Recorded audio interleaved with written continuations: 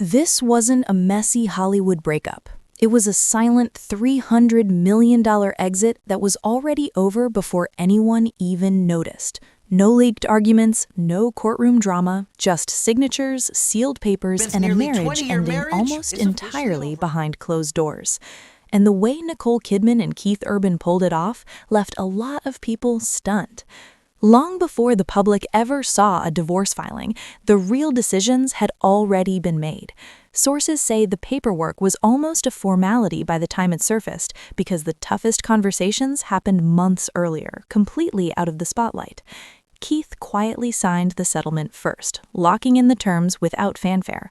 Nicole followed soon after, and by the time everything was officially filed, there was nothing left to fight over.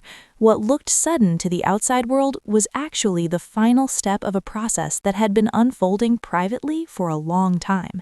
And that quiet planning set the tone for everything that came next. From the outside, everything still looked picture perfect. Red carpets, supportive comments, and nothing that hinted at trouble. But privately, a very different reality was shaping. While fans saw a united front, the relationship itself was already winding down in ways the public never picked up on. That contrast is what surprised people the most. Not that they separated, but how carefully they protected their image while figuring things out in private. And it raises an interesting question about how many Hollywood relationships end long before the world is told they're over.